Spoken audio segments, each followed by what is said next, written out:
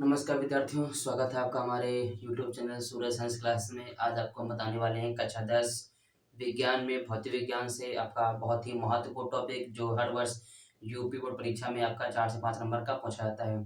जैसा कि आपको पता है कि हमने आपको एक इससे पहले क्लास प्रोवाइड कराई हुई थी जिसमें आपने प्रतिरोधों का संयोजन श्रेणी क्रम में आपने पढ़ा हुआ था। आज आपका सेकंड पार्ट उसी का हम लेकर के आए हैं कि जो हमारा प्रतिरोधों का संयोजन है उसे हम समांतर क्रम में कैसे प्राप्त करते हैं। चलिए अपना वीडियो शुरू करते हैं।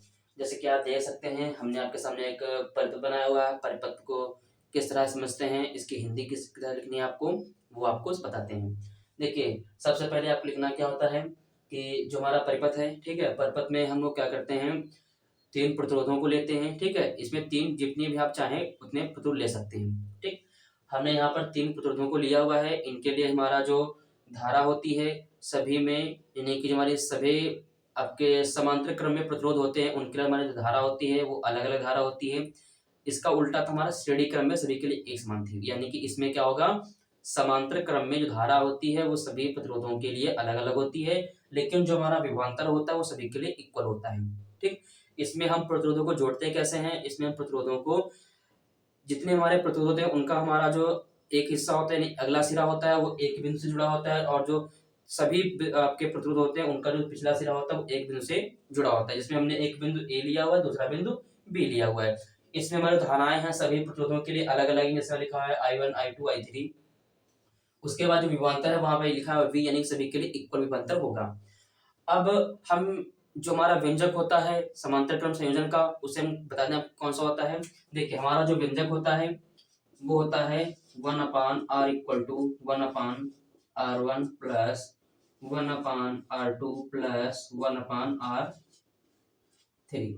ये हमारा समांतर क्रम के लिए फार्मूला होता है। समांतर क्रम में प्रतिरोधों का संयोजन का हमारा फार्मूला ये होता है जिसे हम अपने निगमन के माध्यम से, ठीक है, प्राप्त करते हैं। तो देखिए इसको हम किस तरह से करते हैं, हमारा जो फार्मूला है इसको कैसे प्राप्त करते हैं। आपने पढ़ा है ओम का नियम, आपने पढ़ा होगा ओम का नियम, यानी कि ओम के नियमानुसार, ओम के नियमानुसार, ठीक है, हमारा जो ये फार्मूला रहेगा, ठीक, इसे हम ओम के नियमानुसार प्राप्त करते हैं। कैसे प्राप्त करते हैं देखिएगा, आपने फार्मूला पढ़ा है V equal to I R, जो कि हमारा ओम का नियम का फार्मूला होता है, जिसे हम I इक्वल टू V/R भी लिख सकते हैं, ठीक है। कैसे लिख सकते हैं देखिए, हमारा जो I है गुणा में है, कहाँ पे आ जाएगा, इसको हमको आपको पता है हमारे जो I है वो सभी के लिए अलग है, तो I को हम यही रोक लेंगे, हमारा जो R है वो गुणा में आ जाएगा भाग में, यानी V/R हो जाएगा, I यहाँ पे रहेगा।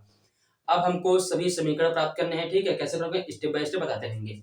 देखिए हमारा जो यहाँ पर रहेगा I1 के लिए हमारा देखिए प्रतिरोध क्या हो जाएगा, R1 हो जाएगा, और जो विभवांतर होगा वो क्या होगा, इक्वल रहेगा, यानी कि V/R1, ठीक। हमारा समीकरण हो जाएगा पहला।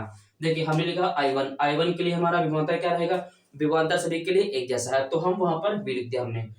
आपका जो I1 के लिए प्रतिरोध कौन सा है, R1 है, तो हमने लिखा R1, ठीक। हमारा समीकरण पहला हो जाएगा। अब लिखेंगे I2 इक्वल टू क्या हो जाएगा, हमारा V रहेगा अपान, देखिए R है लेकिन हमारा I2 के लिए धारा I2 उसके लिए प्रतिरोध क्या है, R2 हो जाएगा, तो हमारा लिखेंगे हम R2। समीकरण हमारा कौन सा हो जाएगा, सेकंड हो जाएगा। उसके बाद लिखेंगे I3, यानी हमारी जो तीसरी धारा है उसके लिए हमारा जो हो जाएगा विभवांतर सेम रहेगा। उसके बाद और जो प्रतिरोध कौन सा हो जाएगा, R3। समीकरण कौन सा हो जाएगा हमारा, तीसरा, ठीक।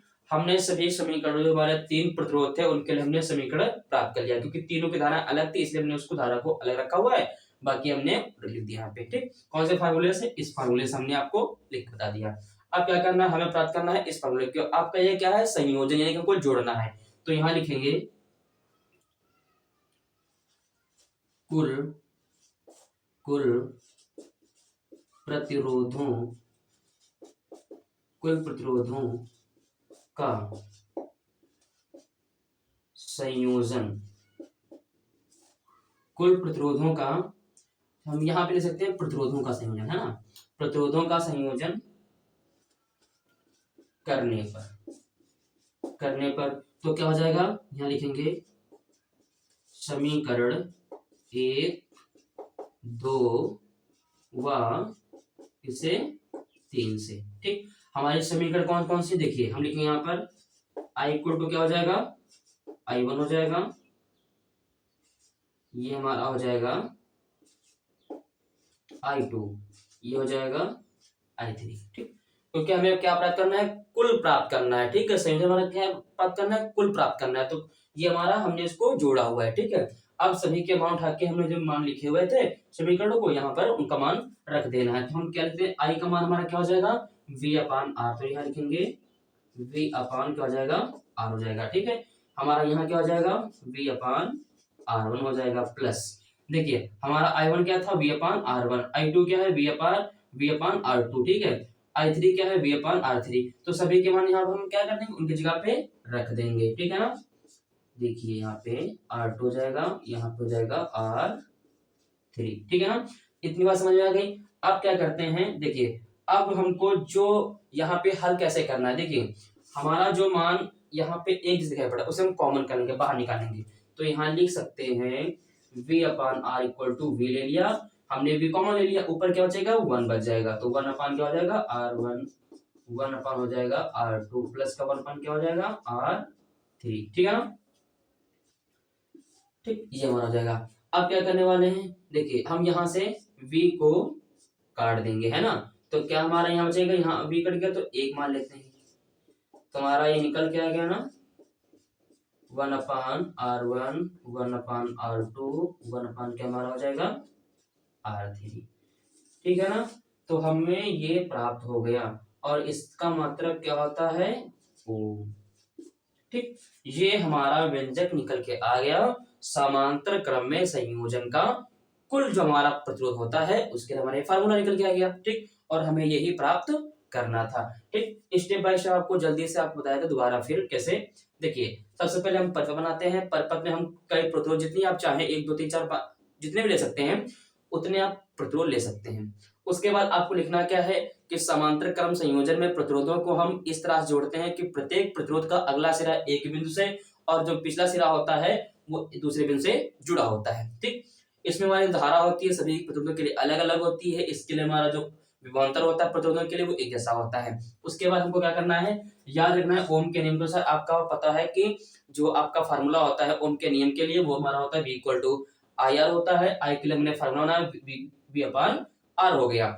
हमने तीनों के लिए अलग अलग समीकरण प्राप्त कर ली है। ठीक है, जो हमारा आप देख सकते हैं यहाँ पे लिखा हुआ। उसके बाद हमको कुल प्राप्त करना था, इनको हमने क्या किया, इनको हमने जोड़ दिया है। ठीक, जोड़ने पर क्या हुआ, हमें समीकरणों को ऐड कर दिया।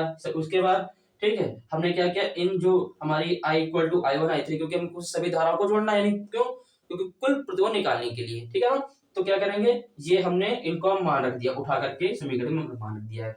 उसके बाद जो हमारा जो मान थे, ठीक है, जो हमारे मान थे ये वाले, ठीक है, ये सभी जगह थी, इनको हमने कॉमन करना है। कॉमन करने के बाद क्या हुआ, हमने v और v को कैंसिल कर दिया आपस में। हमारा जो लास्ट में मान निकल के आ गया वो निकल के आएगा 1 upon r equal to 1 upon r1 plus 1 upon r2 plus 1 upon r3।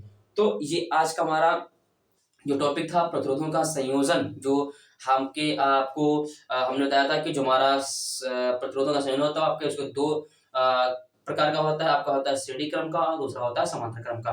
तो हमने इससे पहले आपको बता दिया था कि जो हमारा श्रेणी क्रम का था उसको हमने बता दिया था। आज हमने आपको बताया कि समांतर क्रम में प्रतिरोधों का संयोजन किस तरह से करते हैं। ठीक है, तो आज का वीडियो आपको अच्छा लगा हो तो इसलिए हमारे चैनल को लाइक, सब्सक्राइब और कमेंट बॉक्स में कमेंट जरूर करें, जिससे हमारे वीडियो सबसे पहले आप तक पहुंचे।